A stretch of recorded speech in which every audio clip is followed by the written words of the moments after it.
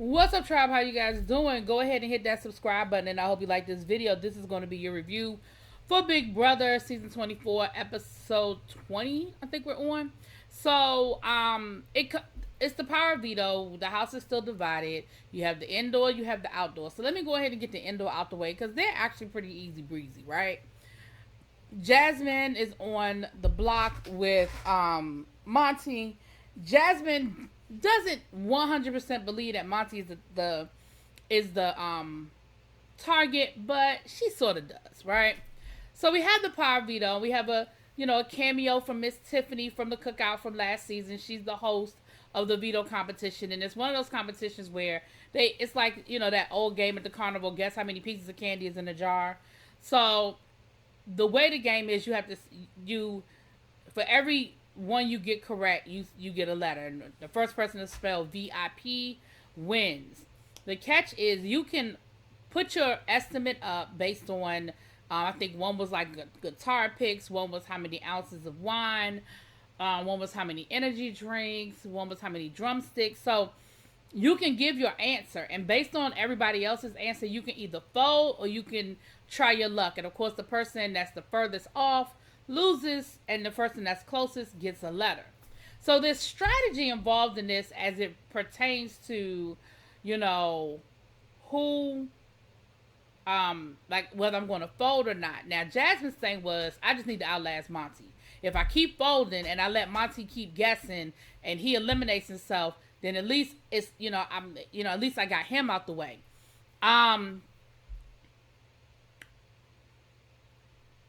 Brittany actually, Taylor was the first eliminated, then Monty, and so of course then Jasmine was like, oh yeah, Monty's eliminated. So it came down to Michael. Michael had 2 letters, Brittany had 2 letters, Jasmine I don't think had a letter, child. But Jasmine ended up winning. Brittany ended up winning the power veto. Now Jasmine was like, oh well, maybe I can convince her to use it on me, and she really tries to talk to Brittany like, girl, the whole time, I've been trying to keep you in the loop. I've been trying to, talk game with you. And Brittany is sitting there looking at her like, girl, what? Like, who you been talking game with? Who you been trying to keep in the loop? Because it wasn't me. I don't know who you was talking to. I don't know who you was but it wasn't me. And ultimately, Brittany is like, girl, I'm not using this veto. I'm going to keep the numbers the same. I'm going to respect what the HOH did, right? So Jasmine and Monty are still on the block. Monty's like, listen, I'm pretty certain that I'm not the target, but it's Big Brother. Expect the unexpected. Now, Michael is talking like, oh, he might make a big swing, but I really don't think Michael is. I think Michael is good playing the middle for right now. Again, he sees that the leftovers will implode, and he's really just trying to put himself in the best position to be on the good side of either way it goes. Like, whoever splits off from the leftovers, he's trying to position himself that he's still in good with everybody. So he ain't really trying to make no waves unless he's kind of pushed into it. Now, the biggest conversation going on the inside of the house is what's going on the outside of the house. Like, basically, the conversation was Kyle, Turner, and Joseph have one job, and that's to do their best to make sure that all 3 of them walk back in the house. But if one of them doesn't walk back in the house, and their thing is, hey, if Joseph or Turner go home and Kyle and Alyssa walk back in his house, then we're gonna be side-eyeing Kyle and whoever the other person that walks in the house, and we're gonna be wanting the answers as to what happened and why y'all couldn't save all 3 members, right? Now, that's the biggest conversation going on the inside. Now, on the outside, we got a whole different game going on. Turner is feeling totally blindsided, like, bruh, I thought we were good. So, Terrence talks to Turner and makes it seem like, oh, well, you when I was talking to you, you sort of kind of said this and said that. That made me feel like there was something going on. That made me feel like there was something I wasn't in the loop that you knew. And Turner was like, I don't know what you're talking about. Like, I didn't say none of that. So he's trying to like make Turner feel like, oh, you slipped up and you let me know that you knew some things that you weren't supposed to know. And Turner was like, bro, I don't know what you talking about. Like, no. Now, Joseph is really trying to figure out how he can save everybody. Like when it comes down to playing this POV, well, if this happens and that happens and this happens and that happens, you know, he's like, if I throw the POV to Kyle and Kyle uses it, then that keeps all three of us safe. That keeps me safe, Turner safe, and him safe. Alyssa goes up, and we just vote Alyssa out. We have the numbers, right? Not realizing that Kyle done totally flipped on everybody. So what we know that happened in real time is that somebody got to the wall and yelled over the wall, Kyle's a liar. Now, it seems like that may have influenced some things that was going on. The feeds went down for a long time. Not really sure how they're going to edit around it. But I'll just stick to what they showed us. We played a power veto. It's one of those games where they have to stack up. They have the styrofoam. We know that the Fire Festival had the infamous styrofoam lunches, you know, bologna sandwiches, cheese sandwiches, whatever. So they had to stack up these styrofoam plates. You know how empty styrofoam plates, the wind picks it up and it's gone.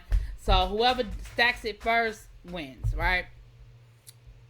Terrence wins the power veto. So Terrence has total control. He's HOH. He has the power veto. He can control, for the most part, who goes home because he has the tiebreaker as well. Of course, the one thing I don't like about Joseph is Joseph, now that he's on the block and he may be going home, he has turned into a whiny ass. Like even his whole voice and affect, he's slumped over, he's talking all soft and slow, he's looked like he's been crying. I'm like, Joseph, bruh, you've been running this house for the last 3 or 4 weeks. You've been all bravado, shirt off, walking around like, yeah. Now, okay, you got a little adversity, but I'm going to need you to suck it up, buttercup. Anyway, so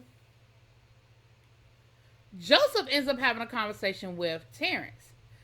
And Terrence lets him know, like, listen, I know about the leftovers, so tell me something. And Joseph is like, what? And they end up comparing notes, and Joseph is like, so you mean to tell me the whole time I'm sitting here trying to keep him safe, trying to figure out how to keep me and Turner safe, he done sold us out? Like, he done told you about the whole alliance? He done told you everything? And Terrence was like, yeah, like, he came to me trying to, he was like, so basically, he did everything to try to save himself and he threw us under the bus. And Terrence was like, yeah, he's like, you know, I'm from Chicago. We don't play that snitching. Like, I don't even respect his game. Now, Terrence, in his confession, is saying, I'm just playing Joseph. I'm just trying to see what they're going to tell me now that I got people talking.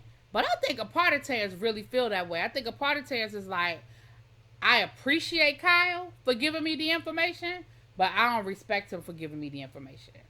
Now, Terrence is pissed. Joseph is pissed.